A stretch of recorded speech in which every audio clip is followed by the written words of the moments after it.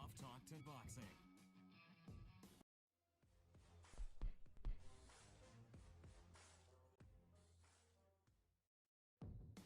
This is the show that has hosted everyone from Sugar Ray Leonard to Keith One-Time Thurman. This is Tough Talk Tonight, brought to you by Heavy Bag Boxing.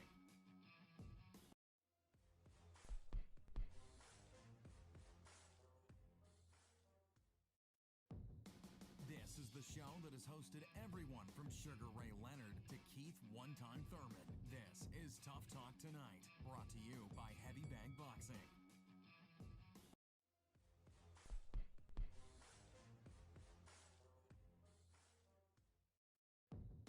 This is the show that has hosted everyone from Sugar Ray Leonard to Keith One-Time Thurman. This is Tough Talk Tonight, brought to you by Heavy Bag Boxing.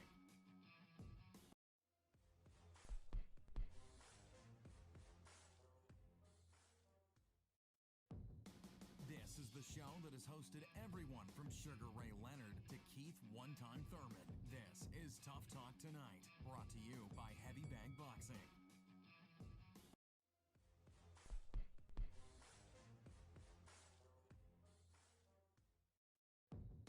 This is the show that has hosted everyone from Sugar Ray Leonard to Keith One-Time Thurman. This is Tough Talk Tonight, brought to you by Heavy Bag Boxing.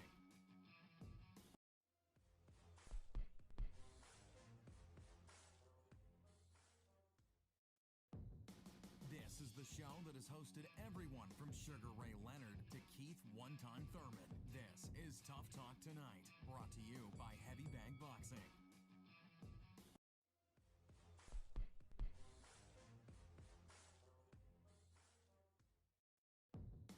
This is the show that has hosted everyone from Sugar Ray Leonard to Keith One-Time Thurman. This is Tough Talk Tonight, brought to you by Heavy Bag Boxing.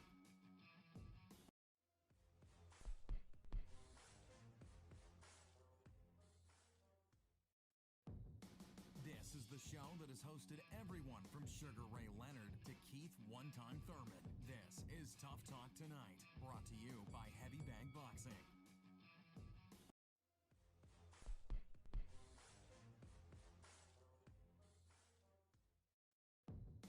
This is the show that has hosted everyone from Sugar Ray Leonard to Keith One-Time Thurman. This is Tough Talk Tonight, brought to you by Heavy Bag Boxing.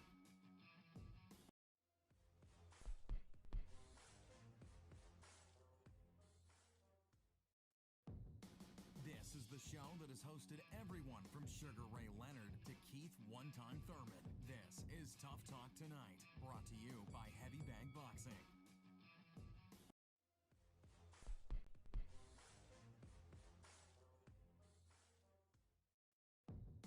This is the show that has hosted everyone from Sugar Ray Leonard to Keith One-Time Thurman. This is Tough Talk Tonight, brought to you by Heavy Bag Boxing.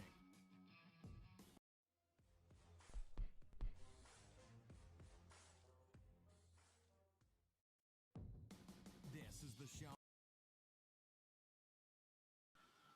Another episode of Tough Talk Tuesday, presented to you by Heavy Bag Boxing. Definitely go ahead and check us out there, heavybagboxing.com, making a lot of changes and updates coming straight forward to you. All right, guys, great card here this weekend, a lot of fights. One, what was your takeaway? What stood out to you?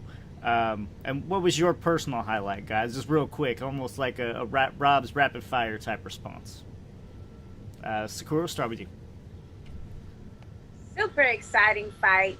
Everything I thought it was going to be. All right. Rob? You know what? I was impressed. And I was wrong. I was impressed and wrong. So kudos out to Josh Taylor. Yeah, I might be a believer. I really don't know yet. I might. Oh my God. James? What stood out is Josh Taylor's ability to counterpunch. Definitely, yeah. We're going to get to that a little bit in deeper as we talk. Let's see, we got some comments already. Little Legends of Gaming, my kids. They have their own YouTube videos and set up, and they said, "Hi, Dad. Hi, guys. I'm not gonna be talking to you though. I appreciate the comment." CJ Hooker, I'm kicking this off. Josh Taylor versus Teofimo has to be made! Exclamation point. I think we're all kind of like, yeah, I want to see that. You're not gonna hear much arguments coming from us out of that one. So that's a great kickoff right there. I mean, that's a great kickoff. That's two of the best. But what I like seeing right now that's really happening is these undisputed bouts. That's really something that we need to talk about, because we're getting more undisputed bouts, undisputed champions right now than we have in a long time. Yeah, I mean, you got a point there. They always say that the Cold War was going on back in the day. I think it's still kind of hard to get interpromotional deals done, but yet we have gotten a lot of undisputeds, coming for us, and I think we'll have another one, heavyweight version of that, either later this year or early 2022. I'm not looking forward to any of these fights that I've been hearing. They've got plenty lined up for Josh Taylor. And now that he's a unified champion, he got more of a bull's eye on you. And maybe he'll get the props that he so richly deserves at this point. But you know what? I gotta still rock with Ramirez. Oh my God, what kind of athlete is it that can survive those type of knockdown punches and come back and rally back towards the end of the fight? I mean, I'm super, super, super proud of him and his performance, even though he did not get the W or that coveted first Mexican unification status. So for 140. So I'm just like, dang. Well, before we get too deep into that, let's go ahead and go to your tweet of the week, because that's going to kind of build into some other stuff here. Oh, okay. Well, we got Kenneth Sims Jr., and he says yesterday was a start, but I got so much more to show the world. I mean, hashtag just I don't even know what the word is. I mean, but it's like rising from the Phoenix sun, type of win for him. And I don't know. I just really, really, really am so excited for him. And I was just happy that he got that W, being such an underdog.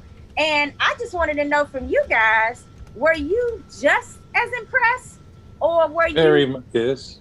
Yes? Or were you more like, damn, Elvis, you was a hype job? Like, which is it? Well, talk about counterpunching, though. Mm-hmm. Kenny Sims counterpunch. That kid is sharp. And he had a really great opponent. Elvis Rodriguez is serious business. Yeah. And the way he handled it, standing his ground and punching first and punching last. And he's deadly accurate and showed a lot of speed. And I was really, really impressed. And so, I mean, it was, it's just every round in that fight was pretty close. But he just did enough to pull it out. And, it was just good boxing skills all around. And I was really, really enjoying that fight. I mean, but I was super, surprised when the decision still fell in Sims' favor. I'm not lying, guys. You know how it works. He wasn't the guy on the top-ranked card that was supposed to take that W in that particular fight. So when the judges got it right, I was like, oh my God, major upset. Oh shit. He took it from Bob Arum's cash cow. It was future cash cow. Yeah. Because, Teo is no longer in that position.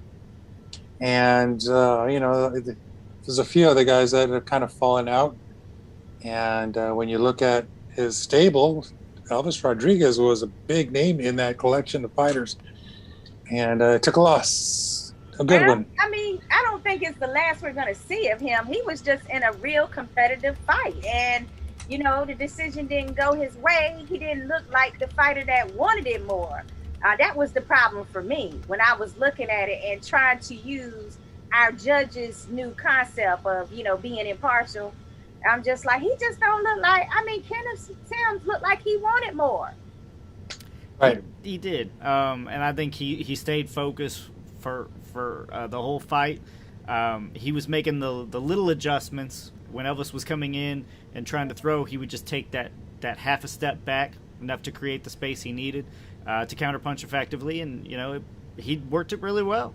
My hat's off to him, and just for everybody watching, Kenneth Sims Jr. will be joining us next week on Tough Talk Tuesday. Yay! Oh, I mean, I can't wait. I have so many questions just running through my mind right now. And let me just say, Chi-Town, stand up, okay? Chi-Town, stand up. But yeah, Lucas? Sakura, I agree. When you compare the two names, obviously I was like, man, they're going to screw him. And I love to see the judges actually get it right. So it was great to see. I was actually kind of shocked. I really was. I think we all were. I mean, I think just we all were. like I said before, he's top ranked baby. Yeah. That's the up and comer with the top rank, chiseled into his forehead. But judges got it. I was really in agreement with that, and really, really liked the outcome there. It was fantastic. Yeah, and us Breath of fresh air. Right. Our boxing fans are jaded. We're used to seeing screw jobs, it seems like, every week. So it's great to see it actually finally fall into the guy's hands that was winning and deserved it. Yeah, no, he was totally in enemy territory. Oh, man, completely. And I was thinking, this is about to be a draw. They're gonna make it a draw. There's no way they're gonna let this guy go out of this ring today with this win over Elvis Rodriguez. And I was just like, oh, holy shit. It was just like amazing for me. I really appreciated that judgment for that particular fight. All right. No, and Elvis Rodriguez really means a lot to that stable because, he was in the bubble all summer. I can't tell you how many times he fought, but his name came up an awful lot. I refer to him as a staple for Top Rank, and I think that's pretty accurate. It's a good way to put it, I think, because he was there. He was busy over the summer. Mm-hmm. Fought maybe 3 or 4 times. I could go back and check, but I was just expecting that outcome would be a little different, and I was really, really happy with it. I mean, he's on his way up, Lucas. You got to admit, those Chicago fighters, they're gritty. They grit out these wins, and they kind of don't get as much respect as the other cities do. No, Chicago, as far as, fight cities go, I think it's overlooked a lot. But there's a lot of hidden gems in there. Kenneth Sims and Joshua Greer, I mean, they're ones that are currently making a splash. But make no mistake, I mean, there's more to be found. Mike Hollywood Jimenez, we've had him on the show before. Unfortunately, his career got cut a little short, but I called him boxing's best kept secret, and I think there's a lot of best kept secrets up in Chicago. So, all right, guys, let's get to the meat of it. Let's talk Taylor, and let's talk Ramirez. Now, I gotta say, I gotta come for you, James. On the show, I was the only one who picked Taylor, but you did off the show. We have our own things that we still haven't put up yet. I'm going to put that up this week. But I was the only one that actually picked Taylor, and James switched kind of last minute. And now you got Taylor too, so you're back still in your winning ways. What was it, one, that caused you to change? What did you see, or what happened from the show to your prediction that you just said, I got to make the switch? Lucas, you're such an influence. I'm not taking credit. I just want to know. And it wasn't a decoy either. Okay, I just got to get that clear. I was torn. I really wanted, and I said it on the show, I wanted to see Ramirez, do his thing in certain words. And I really did. I really wanted, especially after all the pushing and shoving and all that. But I was looking at a lot of things that Ramirez doesn't do well. And is strong, and he does, he fights, he comes to fight, but with a guy who can stick and move like Josh Taylor, I thought. And then also looking at the odds, I thought this could easily go decision, and it could easily favor Taylor, simply because he's a good inside fighter, he's a good outside fighter, moves well. I mean, just does everything correct in the ring. And I thought, Ramirez, great, I love the kid, but a little bit young. And I thought he's going to win him. If he beats him, he's going to win him on punches, inside punches in the early rounds, take him out. Otherwise, Josh Taylor, will take this the distance. And that's really what made me change that. And I changed it on Friday, I think, or so, or Saturday or whatever it was. But yeah, no, and don't get me wrong, I really wanted to see Ramirez come out, undisputed and all that. But I bet with my head. And so that answers that, I guess. All right. Robbie, we haven't got a lot from you. It sounds like from what we got at least earlier, a little tidbit there, that you were actually impressed with Josh Taylor. Yeah, you know what? Ramirez did what we thought he would. He came to fight. And Josh Taylor just proved that he was above that. He proved he was the better man that night. He proved he was the better boxer, the better fighter, and he wanted it more. And that's what shook me up, is the way that he fought. I haven't seen that for him in such a long time, probably since the Prograis fight. This fight was maybe even he maybe even performed a little better than the Prograis fight to me, but he really showed it to me that he wanted it more, and that he was a better boxer in the ring, and he deserves those undisputed titles. Yeah, I mean, I kind of would pick Prograis against him, and yeah, that's kind of what turned me to say that he was a more seasoned fighter. I mean, I think his experience more than anything really played a part. Ramirez definitely played the bull, and Taylor played the bull tamer. So it was an exciting fight. But a lot of people are already kind of putting Taylor in positions maybe that he shouldn't be, and we're going to touch on that here in a minute. Let's see. Rudy says, mad respect for Taylor.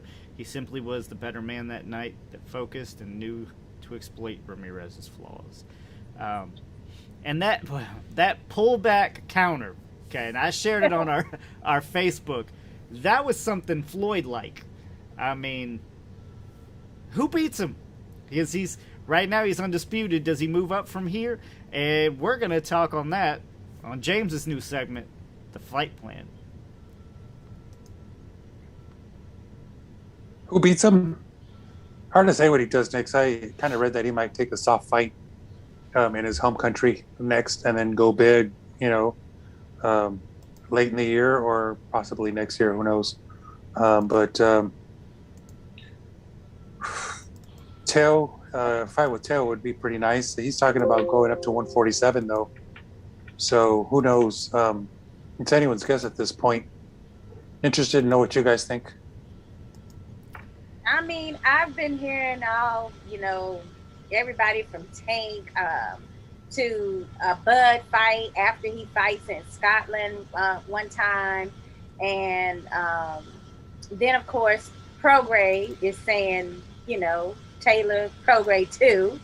I still would like to see Prograis and Ramirez, but nobody has the titles right now. So that doesn't make sense. And, the thing about Josh Taylor is I think Ramirez did show a little bit of his flaws as well. It's kind of like, reminiscent of, Jose Cito Lopez against Keith Thurman when everybody was like, oh, he doesn't like the body. And I think that's what we saw a little bit of with Josh Taylor, is that he really didn't like that body work that Ramirez was giving to him in the beginning rounds. And I think the only person that didn't know that was Ramirez. I mean, he was not in tune with the fact that, Taylor was getting a little, a little bit kind of like not liking that. So I think that, in the future, if he does go to welterweight, that's going to be a target area for a lot of welterweights who got a little bit more zhuzh behind their punches, per se. So I think he has to be careful with who he picks once he gets to welterweight. However, right now he has the 140-pound unification, and everybody at that division, as well as someone that just got there, namely Tank, would see this as an opportunity to seize on all 4 belts. So, and there's a lot of money to be made if he decides to go with that Tank fight, as opposed to anybody else at that division. So to me, I'm leaning towards, if he were to stay down in that zone, that Tank fight is very, very enticing. Because if he goes up to welterweight and he faces Bud right out the gate, that's a possible, situation where you're gonna make some coins, but not like Tank coins. And on top of that, you might take that W in a different way, or take that L in a different way. So, risk reward. So I would go with the Tank fight as a possible fight for him, if it can be made. And then, then I see him moving up to welterweight. Okay. They're already talking, of course, about Crawford. How do you guys like that fight? Honestly, who made the bigger splash at 140? I'm going to have to go with Josh Taylor. He's in an interesting position right now, though, really, because he's at a weight class where he's now undisputed, where a lot of big names can move up to. A lot of big names like Tank Davis and these other guys can actually move up and make a big money fight at 140 for the undisputed title.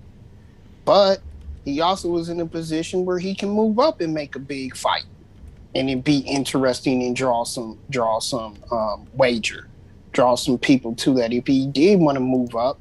And I think, he can be competitive. I don't know yet if I would lean towards him beating some of those guys in the bigger weights, but I think he can definitely be competitive because he is now a crafty veteran.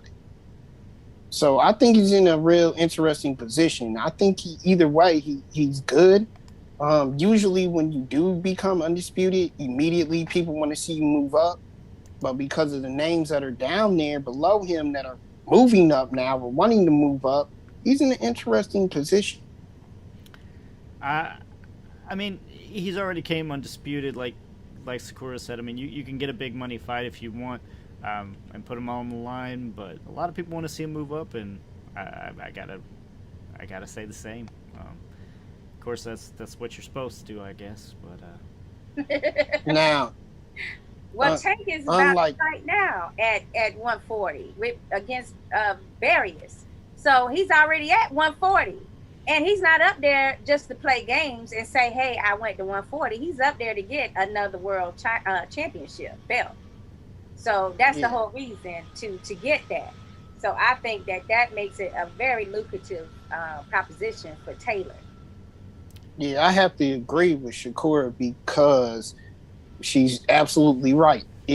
Taylor is a guy that can really, really say that Tank had to prove himself. That's finally a fight where we can honestly say that he's at a bigger weight. It's for the undisputed title, and this guy is a veteran in there. He don't play around. So I think I think that's the best bout right now would be a unification title bout against Tank. You can't beat that. Mm-hmm. James, you agree? A blood fight won't even produce that kind of money. I'm wondering. It's a bit off subject, but I mean, I'm wondering why Tank's even going to 140 if he has all the targets at 135 that he hasn't faced. I mean, there was talk about Haney and there was talk about Ryan Garcia and obviously Teofimo Lopez, and here he is bailing on that division and moving up to 140. 140's got some good competition, but I really was expecting them to I mean, the only thing that can come to mind now is that can he make 135, but who knows? It's hard to say. It's still a good match. It's not that much difference between 135 and 140. I mean, for Tank, it's easier for him to be at 140 because this will probably be the first fight we've seen where he really doesn't have to drain himself to make 130. Sure. Because when he fought Santa Cruz, even though there was a 135 title on the line, they also was at 130 title. So this will be the first time we will see him, truly at a weight that doesn't drain him a lot. Mhm.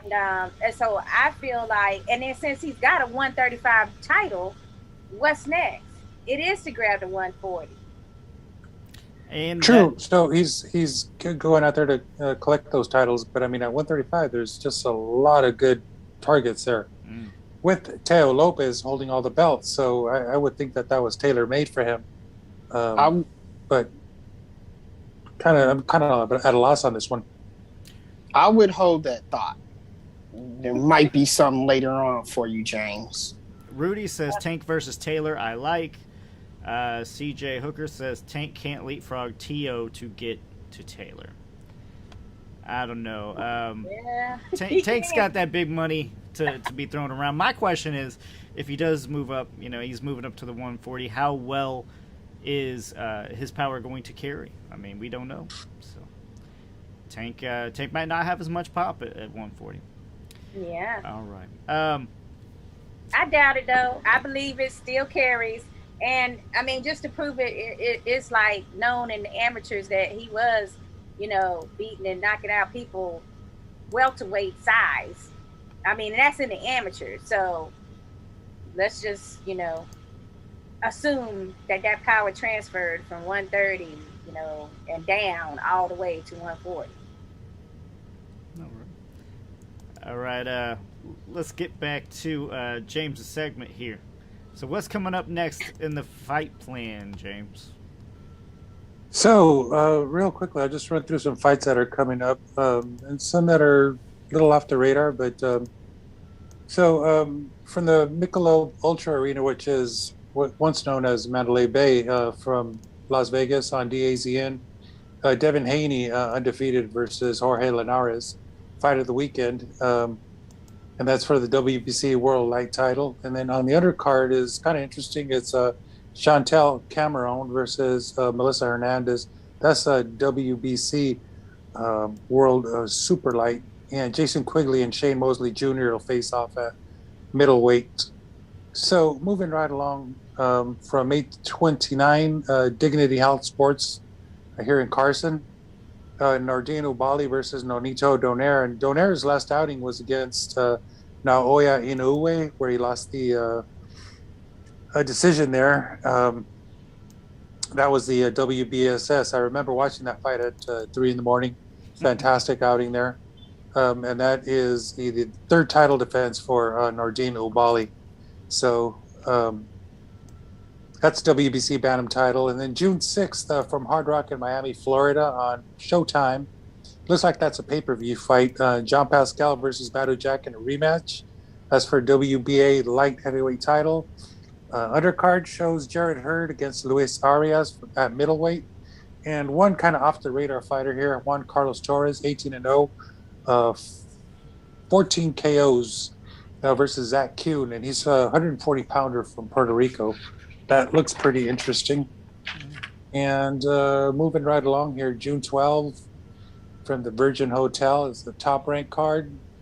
Obviously, that would be Shakur Stevenson, undefeated, versus Jeremiah Nakathila. And that's for the WBO Interim Junior Light. With undercard shows Jose Pedraza versus Julian Rodriguez, was undefeated. And Xander Zayas, a welterweight, who is fighting a TBD at this point. So I can't wait to see who comes up at welterweight to face Xander Zayas. Could be very interesting. Yeah. And so June 19, moving right along here from Lone Depot in Miami, Teo Lopez versus George Kambosos for the IBF, WBO, WBA lightweight titles. And undercard is kind of interesting there. Franchon Cruz Dezern versus Ellen Cedros of Sweden.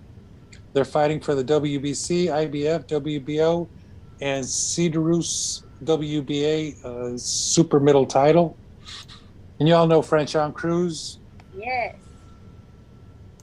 Love to see her fight. She brings it. Yeah. So, June 19 from the Toyota Center in Houston, we got Jermel Charlo versus Juan Montelma, Macias Montiel, and that's a WBC middleweight title, with the undercard of Francisco Vargas and Isaac Cruz. And also on that undercard is Angelo Leo. So this is a runner-up kind of bout. Angelo Leo, who lost his last bout to Fulton, versus Aaron Alameda, who lost his last bout to Neri, to Luis Neri. So they're fighting at super bantam. And June 19, we'll just go primarily through June and leave it at that. But June 19, Jaime Munguia versus, I wish I could pronounce his first name, Maciej Sulecki at middleweight. And undercard is Gabe Rosado, fighting out of Los Angeles now, versus Bektamir the Bully Melikuziev. They're fighting at super middle. All right. Been a while since we've seen Gabe Rosado. He was out Jacob's there recently. fight. Yeah. What was He that, a won draw? that Jacob's fight. Did he win or was that a draw? I'm saying he won the fight. Okay. Your opinion. All right. Well, your But opinion but matters. on the Thank you. scorecards, he didn't win. Right. Yeah, but we all know he won that fight. So, June 19, right quick, Virgin Hotel in Las Vegas, another ESPN top-ranked production, is the monster Naoya Inoue, undefeated, versus Michael Das Marinas. They're fighting for the IBF and WBA World Bantam title. Undercard shows Michaela Meyer, undefeated, against Erica Farias. And Adam, from my neighborhood, Adam Lopez versus Isaac Dogbe at featherweight. And rounding out June is Vasil Lomachenko, again, Las Vegas, top rank, Virgin Hotel. Lomachenko at 14-2 versus Masayoshi Nakatani.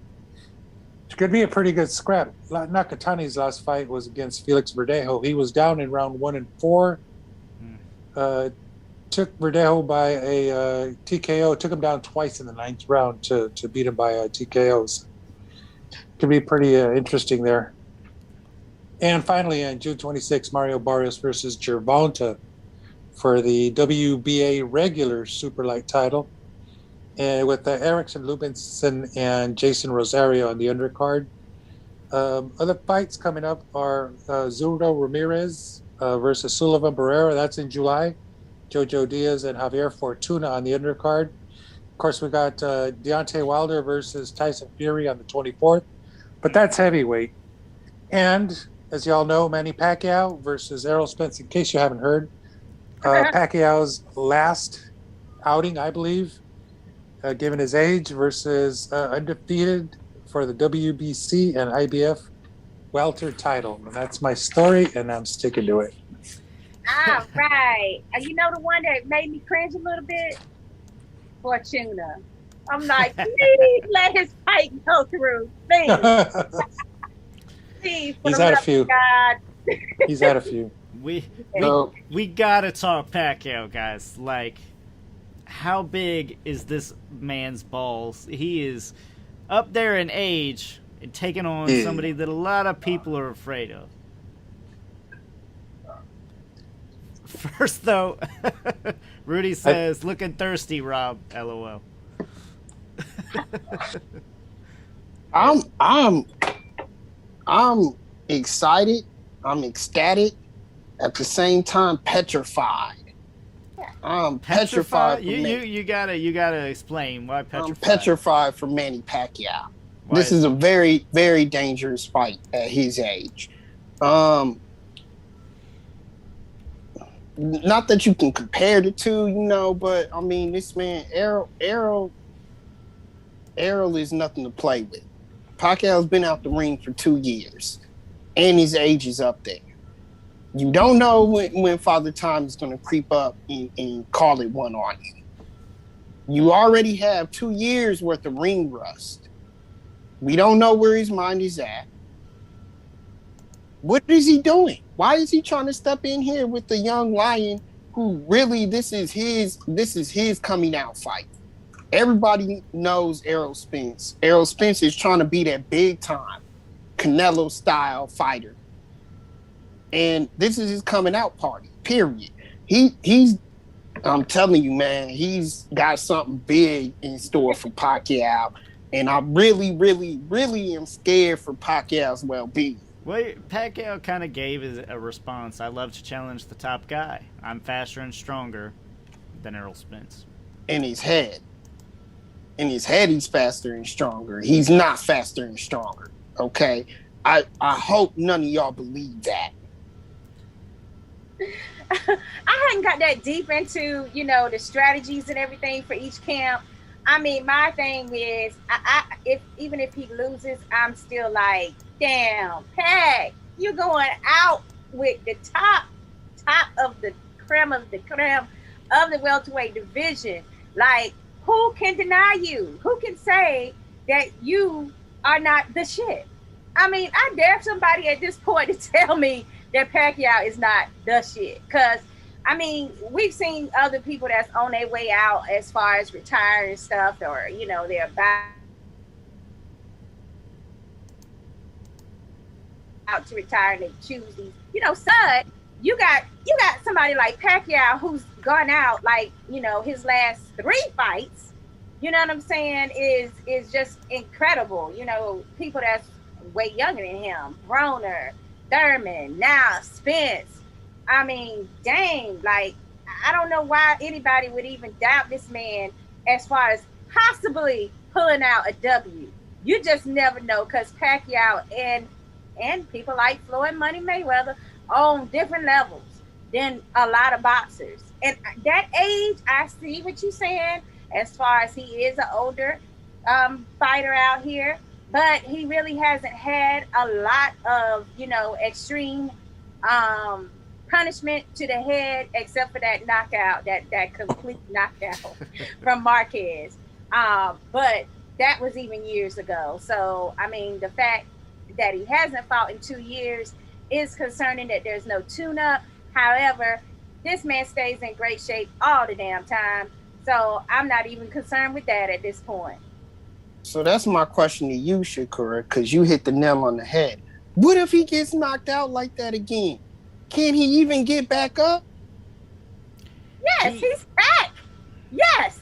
Then he will have still gone out on his shield. And I think that's what a lot of people are missing. CJ Hooker is not. She says, I'm picking Spence, but if Manny wins, Floyd has to stop fighting YouTube guys and give Manny his rematch. I think that's more than what it is. He sees a possibility to be like, I'm going to take on a top dude, and I'm going to cut down Floyd all in the same boat here. A lot of people may not agree with me, but I do think that Manny's career is going to be looked at a little bit more fondly than Floyd. I don't think a lot of people are going to argue the fact that maybe Floyd is better overall, but Pacquiao was more of a people's champion for sure than Floyd. And Floyd fighting these YouTube guys is just angering most of the other boxing fanatics anyway. I don't understand that, because it's like, it's an exhibition. This man is not trying to fight a YouTuber for real professionally. But he's retired. Pac is still not retired. And he's calling out the best. He's making contract deals with Errol freaking Spence. And he stands a chance because he holds one of the titles. This is a 3-belt unification on top of that. And let us not forget that this is the ultimate Al Heyman versus Al Trick versus Aram Trick. They were trying to get the fight for Bud Crawford, and then here they come, and out of nowhere, bam! No, we're taking that fight too. You cannot fight any welterweights without negotiating with us. So, I mean, that was a business coup for sure for promoters, wars. I thought that was like real savvy, like not happening, but Bob, not happening. Yeah. I could only say, man, when I heard this news, the first thing that came to mind, thinking about Manny, was go big or go home. And he took the go big route. And he has certainly fought everyone. We referred to him for many years as the Mexicutioner, because he fought them all. And there's some essence to the nickname there, or essence of truth to the nickname. And I mean, he's fought them all. And here he is at the age of 42, is that right? 42 years old? Yep. Going for it, going big. So hats off to Manny. I can't wait for this fight. Sooner the better. Question is, I'm wondering where this might be held. I'm wondering if this would be in the United States or it'd be overseas somewhere. What do you guys think? I'm leaning more towards Cowboys Stadium there. They're in Dallas. One, it's heavy for Spence. Spence likes to use it anyway. And I mean, I think anywhere Pacquiao fights is going to sell out pretty much anyway. So why not get the biggest venue, the biggest gate that you can get? I don't know if it can go anywhere else. Possibly like a Dubai, but I don't think so. I think it's Dallas. I think that's where it lands for sure. I just thought that he might. Yeah, I'm sorry. I was super quick. I just thought that he might not fight in the United States, I believe, due to tax issues. Not sure. That's possible. That's something that Sean Gibbons could answer for us pretty soon, I guess. I was thinking the same thing, is that it's more beneficial for Pacquiao and keeping his money, that his full amount of money, if he doesn't fight in the U.S. But then at the same time, like you guys were saying, I mean, Pacquiao can fight anywhere, and his people are going to be there regardless. So I guess it's an open market as far as where they want to go and participate. I like the matchup. I mean, Manny Pacquiao is a come forward, exciting puncher. Stays real busy throughout the round, and Errol Spence is just smart and can, counter and do a lot of things right. And I mean, just stylistically, I think it's a wonderful matchup. It's too bad that we waited this long for it, but we've been looking at Errol Spence versus anybody for a couple of years now, or since he last fought. Yeah, it's been a while. So, but stylistically, this is awesome. I mean, this is such a tough fight. Of course, when I first heard it, I was like, bullshit, that's not happening.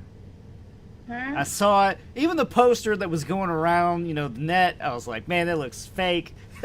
I'm pretty sure I could even make a better one than that.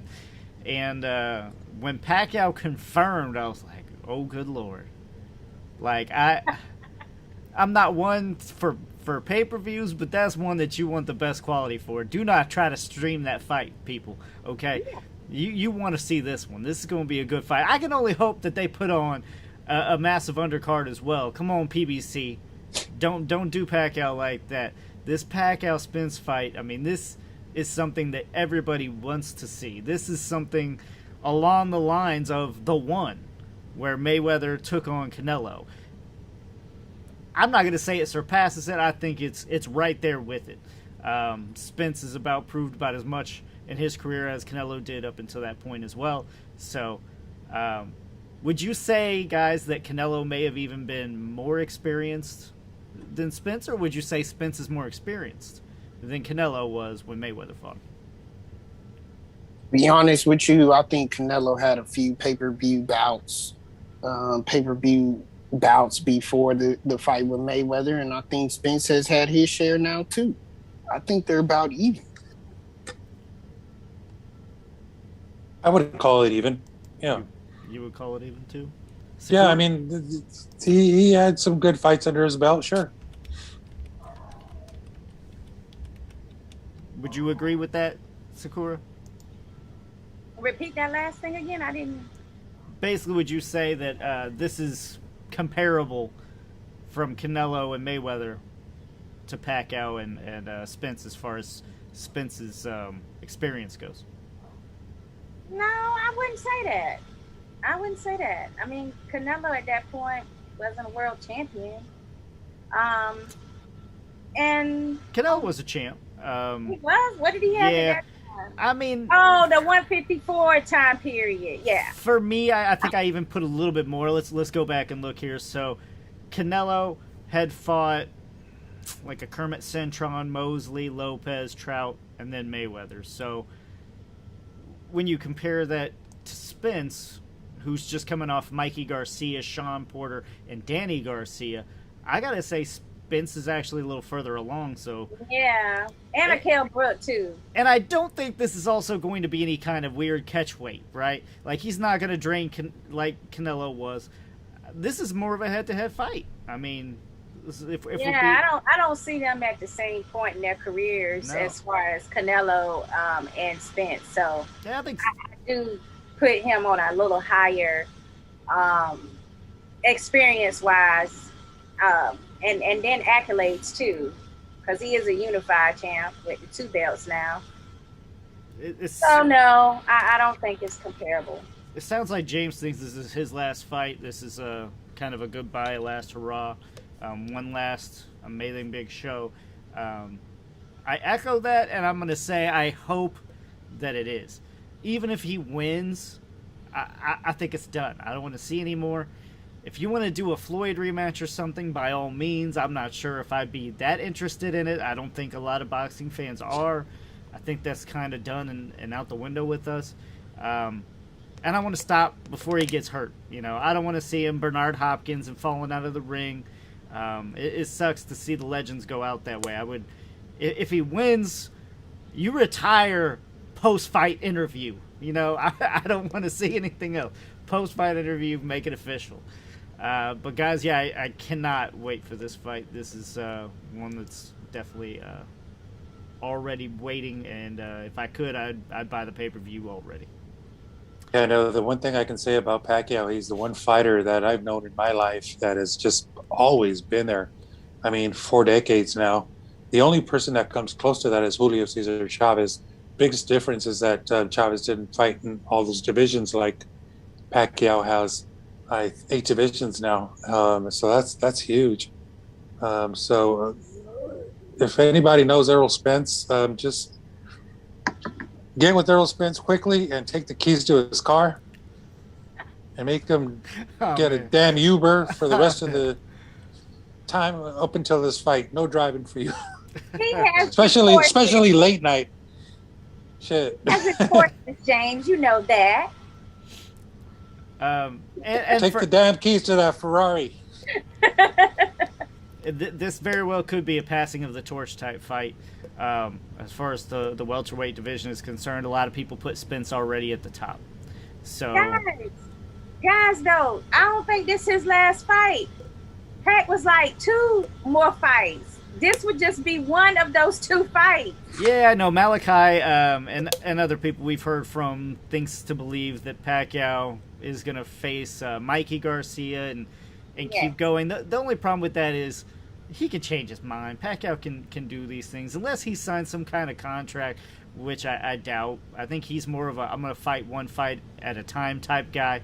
I don't think he's planning in advance like a Lomachenko or a Canelo, and he doesn't do that. I thought it was a McGregor fight that they were trying to say was possible as his last, hurrah, which is another money fight. It's another, big grab for him. I've heard that too, and I think he more listens to the people, and the people are like, why? Why do we want to see that?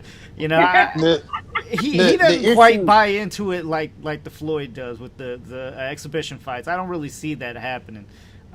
Before you go, hang on just a second, Rob, we got to catch up on some things. CJ says Hooker Floyd and Manny rematch would be a $500 million gate if Manny dispatches these young lions to get to Floyd. Money talks. Hard to disagree there. Sherman Henson, it is time for the Pac-Man to hang up the gloves after he beats Spence.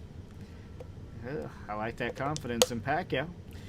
Look, let's be honest. We all already most of us gave up on Pacquiao when he fought Thurman, and he surprised most of us then. I was the only one in the panel that picked Pacquiao during that fight. I think everybody was picking Spence. James, I don't think you were on the panel at that point. Right. So right. I can't speak for you, sir. But what I would say in terms of whether this is his last or not, I think he is taking it one fight at a time, and I don't think he's really thinking about anything beyond Spence. The one thing is that there is an election coming up in the Philippines, and it seems like he might be running for president of his country. And so I think with that, it's easy to say that it would be his last fight. Another thing is that it all depends on how he does here. If he does super well and he wins this fight, good chance he'll fight again. Can you? What that would be? It's hard to say. Yeah, he'd be 43 years old. Can you imagine the but- president of a country beating the crap out of out of somebody, pound for pound? Everybody be like, I'm signing whatever you want to do. We're gonna do it. But if it's Pacquiao, it's all right. Right? Yeah. Yes, Pacquiao Beatnoid plays pride, both baby. people. So I think the outcome of this fight will tell us a lot of whether he's going to do anything. But if he gets whooped, so that's it for him. At least I hope that it's it for him, and he moves on to his career in politics, and that's all great. Thank you, Pacquiao. But and then obviously with Errol Spence, if he wins this fight with a great performance, we could possibly see that fight with Crawford. Well, you know what? I was reading an article that one time I was telling you guys about it. Remember where they had some boxing writer had asked Pacquiao and oh my God, I forgot his name. Danny Garcia put him in the retirement. And it hurt my heart so bad the way Danny did it. But they asked both of them would they want to go out when they retire, are they gonna stop fighting, the best competition? And they both were like, nah, I want to fight the best all the way through, even if I get beat. So and that was like a decade ago now, that article. So I was like, wow, he means that shit. He ain't changed his mind on that. All right, guys, let's switch topics here. I want to start touching on this weekend's fight between Devin Haney and Jorge Lenores. Guys, it's going to be a good one for sure. Let's get some breakdowns and predictions going. Whoever wants to go first. This is going to be a technical fight in a chess match, period. I feel like it's going to be a chess match. Devin Haney has been real tactical in a lot of these fights as he's been stepping up the competition. And let's face it, this is his biggest competition. I don't see him doing anything differently than what he has been doing, because I feel like he thinks that's what works for him. And guess what? Lenores is going to challenge that. He's gonna pull something out of Devin that hasn't been pulled before. The challenge with that is Devin ready to accept it? Okay. So, with that being said, I don't think he's ready to accept it. I'm going with Lenores in this fight because I think he's going to step up. He's going to challenge him. He's going to push him to his limits. And I don't think Devin's going to be ready to change tactics or adjust.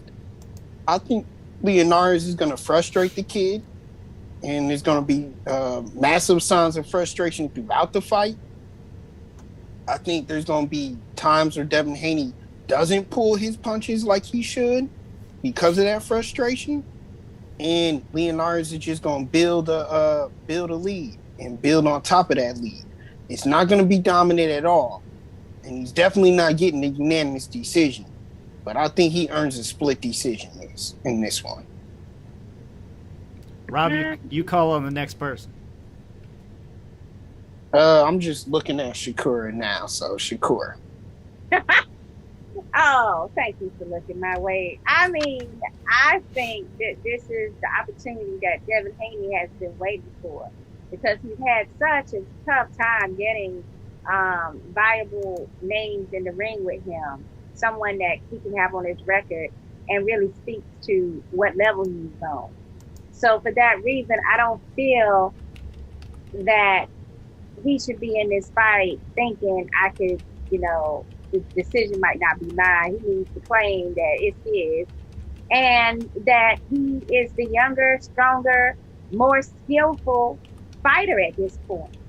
I believe that he actually fought in since Lenores last fought, because his fight with Fortuna, which is a Fortuna fight that was canceled, and his COVID scare. So I think he missed that fight. So that means that Devin Haney and his Gamboa fight was more recent. So he's the fighter that's, stayed busier in that time period. So I feel like Haney has got this one. And I think Lenores is the type of name and going to give him the type of work that he really needs to, gain that type of experience you can only get from fighting someone that is of elite status.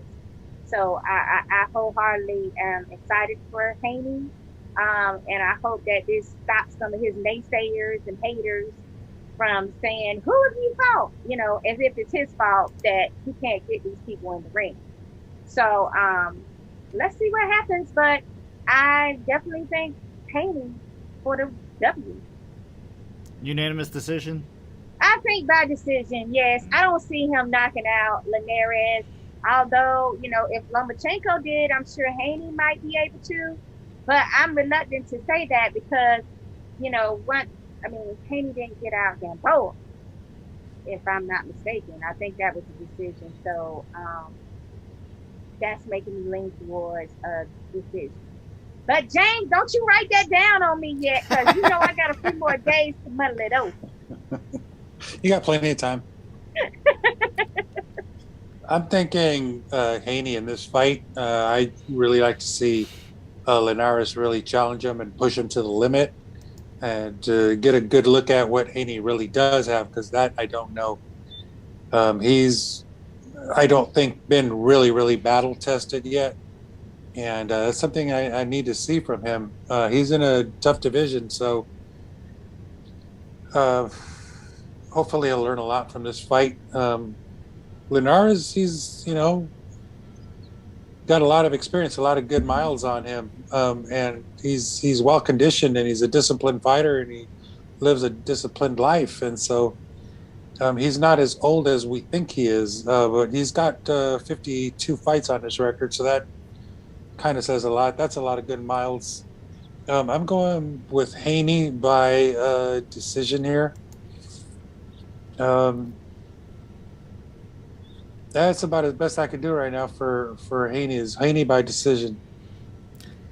Building into this fight, I always said that it was going to be based on Linares' condition and what he looked like, and he looks like a monster right now. He always looks like a monster. He looks like a monster, but yeah, you got to take into account like the Cano fight, which I think surprised a lot of people, that first round knockout. He's kind of looked off since the Lomachenko loss. Now, with Devin Haney, this is a big jump in experience. A massive jump. You go from Gamboa to this. And Gamboa's, I think, been on his way out kind of now for quite some time.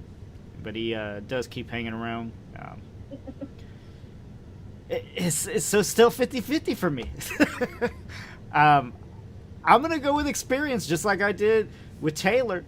And I'm actually going to go with Linares by decision. Rob, did you pick by decision or by... Yes, he did. Oh, my God, Lucas, you are agreeing with Rob. Oh, maybe I shouldn't do that.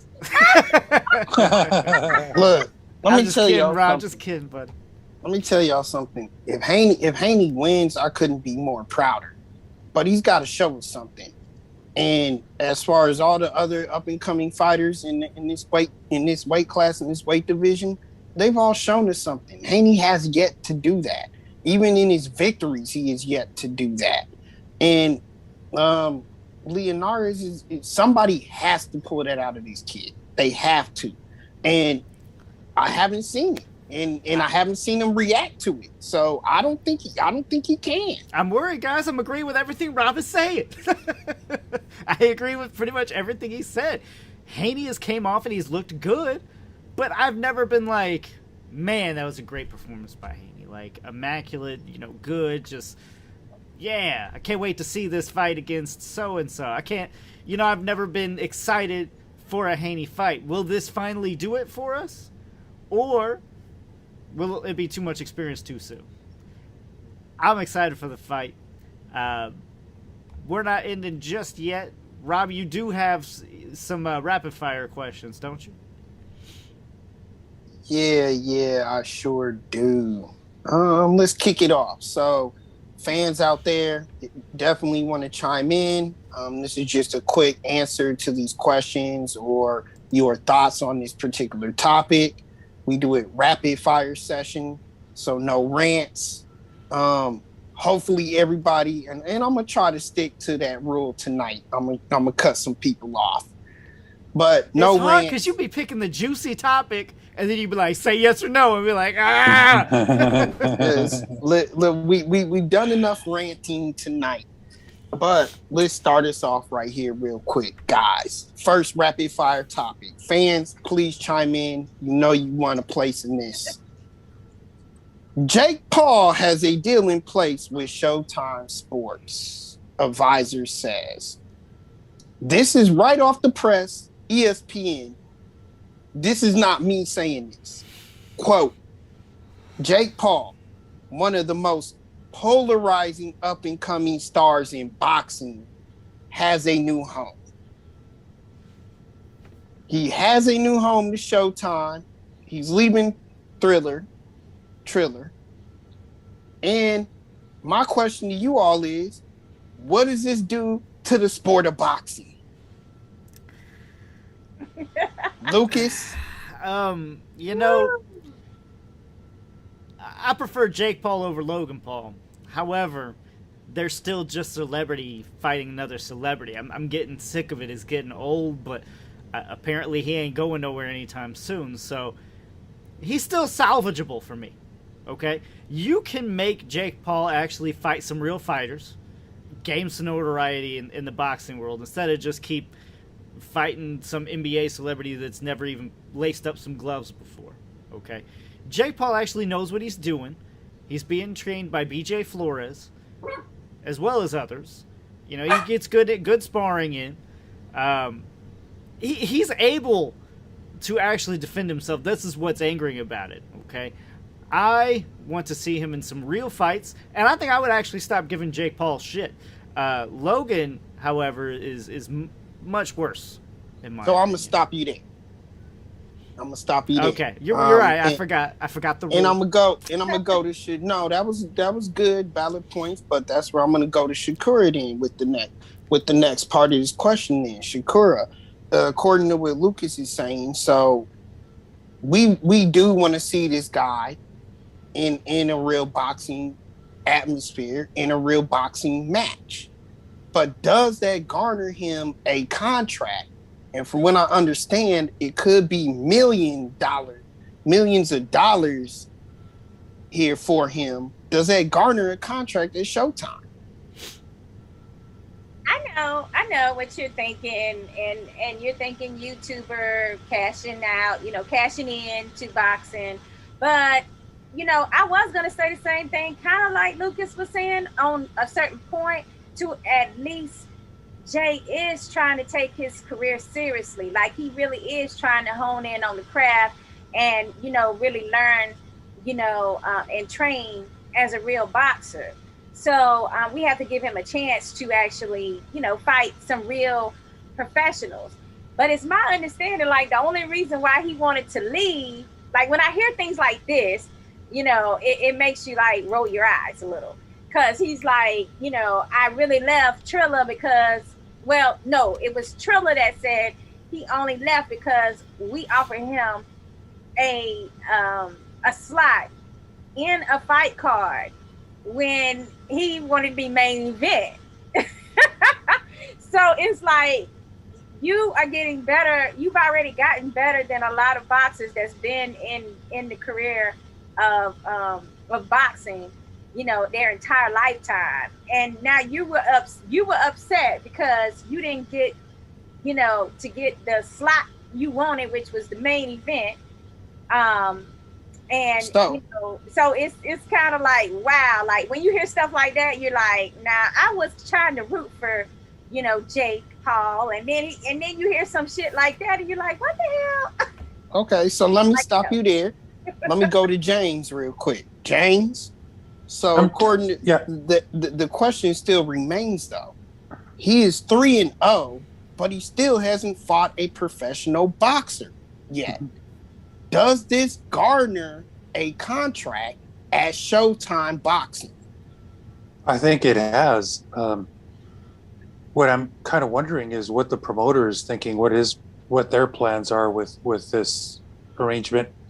Do they want to develop a fighter? And it's kind of rare because he's just starting from the bottom. Normally, they get someone who's got some sort of resume, or at least a really promising amateur career. You just don't walk into a promoter and get that kind of contract. So what I look at is, what's the promoter thinking? They're buying somebody who has a very, very powerful following, and they're buying someone who can bring them a lot of, in a sense, clientele. A lot of his followers will eventually, follow whatever it is, PBC, Showtime, Top Rank, whatever promoter. It works for all of those promoters. They need people who are polarizing in that regard. So hard to say, because with that kind of experience, sadly I don't know the difference between Jake Paul and Logan Paul. Gotta stop you there. Whenever we go to another topic, I gotta stop you. My take on it is this, period. He does not deserve a shot at Showtime boxing with this kind of a contract. He's not a true professional boxer, nor has he proved it. He really belongs on a platform like Triller, where he wants to do exhibition fights, and I'm fine with it. If he wants to advance his boxing career, ESPN Friday Night Fights would have been for him. We don't have that. Showtime's a bigger stage. I don't want to see him on Showtime boxing, fighting some tomato cans on his way up. That's my opinion. I changed my answer to James's answer. I think just the audience. He's profitable. I see it now. It is what it is. He's profitable. Right, Showtime is happy about it. So all right, guys. Next rapid fire. Next rapid fire. Keep it moving. Yeah. Keep it moving.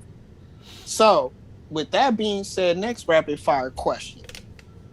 Triller now ups his ante on a possible Oscar De La Hoya versus George St. Pierre bout. And by upping the ante, I mean they are now pledging $1 million to charity if UFC will clear the bout. Nah, I'm good.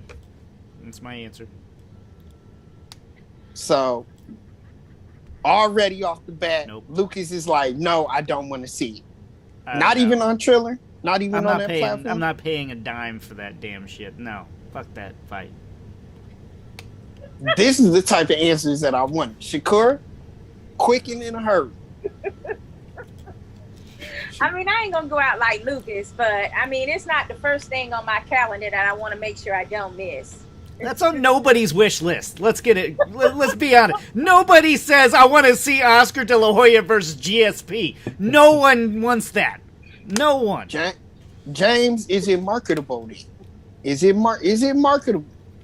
Yeah, but I thought De La Hoya was in beast mode. So being in beast mode, I thought he'd want to fight Charlo or someone who's got some good professional fight record. But George St. Pierre is kind of like Chavez fighting the Brazilian cat. You have no idea what his boxing styles are like. Silva. I forgot his name, but I agree with Lucas though. Fuck that fight. The first thought when you said that. No, Shakira, you talking out of line. No, is how much money does Triller freaking have? Damn. Well, they made millions and millions off of Mike Tyson. So my take on it is, I would like to see this fight. I would like to see it on Triller because I think it's the right avenue for it. And if Oscar De La Hoya is really real about getting back, because George St. Pierre is a gym rat, a gym lifer.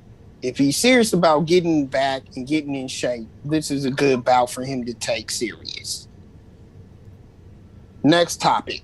Now, you guys have touched on some of these two. I really want to limit your answers on this one, so I'm going to cut people off because it could be a little long-winded. But your take on this particular topic, with extravagant venues, tourist destinations, Oil, gold, and riches abound. What in particular are the pros and cons of fighting in the Saudi Arabia? Why are fighters wanting to do it? Why don't we see it? That almost has to be a long-winded question. I know. That's a lot of questions packed in that one question, by the way. Money. No, it was a statement. But what, Lucas? Yeah, you can. There you go. Money. What else? Money. And a downside, I think, is really a fight time, because the fight time has to change, doesn't it? For us here in America, for one of the sides, it can change for either them for either the live event, or it could just change for us. Usually, they've been changing it for the live crowd. Yeah. I don't know. I'm not for it. I would rather it be in the States, or even in the a home country of whoever is currently fighting. You know what I'm saying? But it seems like this is just a destination to fight at because it's a destination to fight at, just because it's going to bring big money. But another bad, takeaway is the political climate, of course. So I don't know. So Shakur, I know you're very passionate about the political aspect of this. Without doing a complete rant, give us your take. Yeah, you're trying to set me up on this question. I already felt that you was like, oh yeah, this would really get her going. But I'm not going to fall for the bait. All I'm going to say is that it is good and it is bad for fans. I'm going to not even address the political situation because people know how I feel about that, especially as a female. But just for boxing fans, the pro is that we get to see matchups we may not have seen had it not been for that infusion of upfront cash that oil money brings.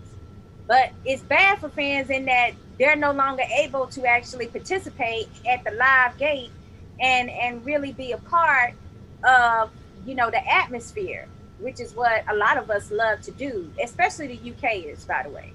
So, I mean, it sucks on that front.